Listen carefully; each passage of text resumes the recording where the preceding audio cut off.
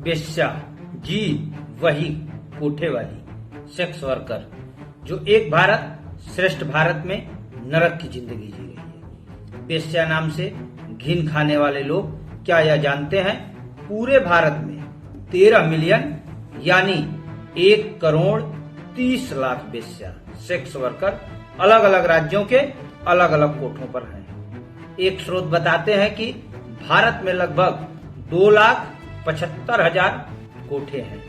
एक हालिया पीएमपीएससी के अध्ययन में यह पाया गया कि कर्नाटक में 15.4, आंध्र प्रदेश में 12, महाराष्ट्र में 9.6, दिल्ली यूटी में 8.9, तेलंगाना में 7.6।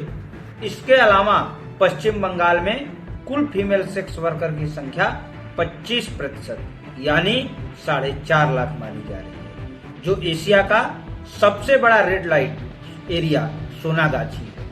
इसके अलावा पुणे का बुधवार पेट, दिल्ली का जीबी रोड, मुंबई का कमाटीपुरा यह भारत के बड़े रेड लाइट एरिया हैं। Ministry of women and child development ने यह बताया कि देश में 35% 18 वर्ष से कम आयु के फीमेल सेक्स वर्कर शामिल हैं। क्या भारत में सेक्स वर्कर सही है या गलत? आपको जानकर आश्चर्य होगा, हर 7 मिनट में भारत में एक लड़की उठाई जा रही है। वह लड़की जो 7-8 साल की आयु में घर के बाहर गांव में कहीं खेल रही होती है, उन्हें उठा लिया जाता है और ला करके इन कोठों पर बेच दिया जाता है। इसमें गरीब, अनाथ, कोलकाता, असम, आंध्र प्रदेश, तेलंगाना जैसे शहरों की ज्यादातर लड़कियां होती हैं। उन लड़कियों को यह पता नहीं होता कि उनका जीवन एक सेक्स वर्कर, एक बेश्या की तरह बीतेगा। कोठे पर रहने वाली औरतें, लड़कियां कुछ बचपन से, कुछ अपहरण, कुछ जनरेशन और कुछ मजबूरी, कुछ शौकिया तौर पर काम करती है। किसी किसी के पति विवाह उपरांत पैसे की लालच में उन्हें भेज देते हैं। किसी का पारिवारिक बैकग्राउंड ऐसा होता है कि वह कोठे पर नर्क से भी बदतर, जहां जानवर रहना भी पसंद न करे, वहां जीवन बिताने पर मजबूर होती है। कल्पना करिए, न कमरा न शौचालय, जीवन की कोई दिनचर्या नहीं। राशन कार्ड, आधार कार्ड, अभिव्यक्ति की आजादी जैसी चीज वहां होती ही नहीं है। वह चाह करके भी एक सेक्स वर्कर अपने पूरे जीवन में उस कोठे से बाहर नहीं निकल पाती। जिस भारत में यत्र नार्यस्तु पूज्यन्ते रमन्ते तत्र देवता का स्लोगन लगाया जाता है, उस भारत में लगभग 1.5 करोड़ महिलाएं बद से बदतर जीवन व्यतीत कर रही हैं। मारपीट, यातनाएं कोठे की संचालिकाएं आए दिन इन बच्चियों, इन लड़कियों, इन औरतों के साथ करती है। जुल्म और यातनाओं की जंजीर इतनी कसी होती है कि समाज, रिश्तेदार, परिवार और बेटी बचाओ बेटी पढ़ाओ जैसे नारे उन कोठों के दीवारों तक पहुंच नहीं पाते हैं। आपको जानकर आश्चर्य होगा, इन बेश्याओं के बच्चे पढ़ नहीं पाते। आसपास के विद्यालय में एडमिशन कराने के बाद भी विद्यालय प्रबंधन और वहां के बच्चों के अभिभावक इस बात पर अपना कड़ा रुख अख्तियार करते हैं कि हमारे बच्चों के साथ सेक्स वर्कर के बच्चे नहीं पढ़ेंगे। समाज में गलत संदेश जाएगा। ये वही लोग हैं जो विरोध करने वाले, ये वही मर्द हैं जो रात के अंधेरों में इन कोठों पर इन बेश्याओं के पास जाते हैं, पर दिन के उजाले में इनके बच्चों के साथ अपने बच्चे को पढ़ाने में परहेज करते हैं।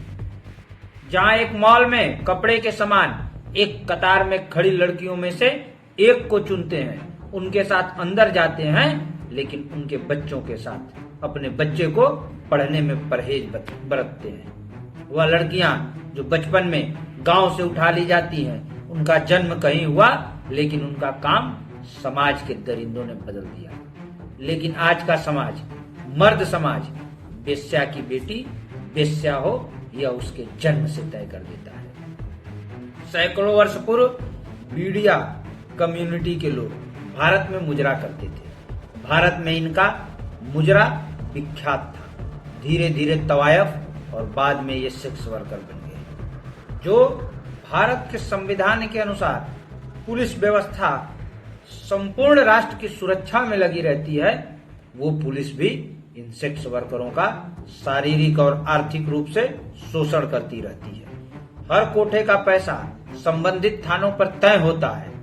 अब ऑनलाइन का चलन है। ऐप के माध्यम से कॉलेज की लड़कियां और अन्य औरतें भी इसमें हिस्सा ले रही हैं। आप विचार करिए, उन लड़कियों को, उन औरतों को क्या इनका मन गृहस्थ जीवन जीने का नहीं करता होगा? क्या वह अपने घर परिवार नाते रिश्तेदार की कसक, उनके पीड़ा उनके मन में नहीं होती होगी? पर क्या करें, उनके सर पर पीढ़ी दर पीढ़ी सेक्स वर्कर की मोहर लगी हुई है। यह उस दलदल से बाहर निकल ही नहीं पाती, और या यूं कहें समाज उन्हें निकलने नहीं देता। वेश्याओं का जीवन कितना नरक होता है, यह इस बात से कल्पना करिए, जिस कमरे में जिस बेड पर माँ क्लाइंट अटेंड करती है, बेटा उसी कमरे के उसी बेड के नीचे या तो सोया रहता है या तो खेल रहा होता है। कमाठीपुरा का वह कोठा जहाँ माँ अपने बच्चे के साथ स्वयं पंक्ति में खड़ा होकर के अपना चयन करवाती है। कुछ औरतों के बच्चे उनकी स्वेच्छा से नहीं, इस कारण उन्हें जबरदस्ती प्रेग्नेंट करके दे दिया जाता है ताकि वो कोठों से भाग न सके। और भाग कर जाएंगी कहाँ? यह मर्द समाज उन्हें स्वीकार भी तो नहीं करता। आप कल्पना करिए और जान करके दांतों तले उंगली दबाइए। एक सेक्स वर्कर को लगभग एक दिन में 15 से 20 मर्दों के साथ सोना पड़ता है। इन कोठों पर स्कूल के बच्चे से लेकर के 80 साल के बुजुर्ग तक शामिल होते हैं। पूरे भारत में सेक्स वर्कर तेजी से बढ़ रहे हैं। यह स्कूल कॉलेज के बच्चे, नौकरी, बिजनेस, ऑफिस, फैक्ट्री के लोग, सारे लोग इसमें शामिल होते हैं। और इसका केवल एक उद्देश्य होता है उन कॉलेज के बच्चियों का, they are making them a part of this whole system, are we are going to sell their body for money in return. जबकि पूरे भारत में ये कोठे अनलीगल तौर पर चलते हैं। इसमें सरकार का न कोई हस्तक्षेप हो रहा, न उनका ध्यान जा रहा। इस एक भारत श्रेष्ठ भारत में 3 साल की बच्चियों तक की खरीद और फरोख्त होती है। वो बच्चियां जिन्हें पता ही नहीं होता वो कहां से हैं, किस जाति की हैं, किस मजहब से हैं, किस धर्म से हैं, उन्हें खरीद करके कोठों पर बेच करके सेक्स वर्कर बना दिया जाता है। वो औरतें जो कोठे पर बूढ़ी हो चुकी हैं, कागजों के अभाव में, सरकारी दस्तावेजों के अभाव में सरकार की किसी सुविधाओं का लाभ नहीं मिलता। न उनके पास राशन कार्ड होता, न उनके पास आधार कार्ड होता, और न ही वो वृद्धा पेंशन, राशन जैसी सुविधाएं पा पाती है। रात के अंधेरे में बड़े बड़े लोग तो यहाँ आते हैं, लेकिन सैकड़ों वर्षों से मूलभूत परिवर्तन भी नहीं हुआ। उन कोठों की तरफ जो लोग दिन के उजालों में हेय दृष्टि से देखते हैं, वही रात में चोरी और छिपे जाते हैं। वो सेक्स वर्कर हैं। ये नीचता नहीं है, नीचता यह है कि हजारों मर्द हर रोज वहां जा रहे हैं। क्या सेक्स वर्कर नहीं होते तो भारत में रेप बढ़ जाता?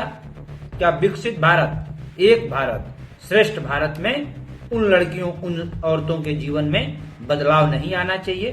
क्या उन्हें, उनके बच्चों को, उनके परिवार को शिक्षा, समानता और स्वास्थ्य का अधिकार इस भारत में नहीं है? वह बांग्लादेशी, रोहिंग्या और अन्य घुसपैठियों की तरह नहीं है।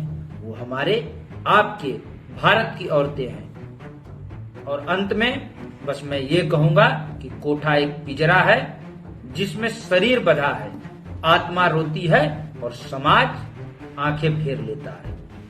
हमारे इस वीडियो को जरूर देखिए और विचार करिएगा। धन्यवाद।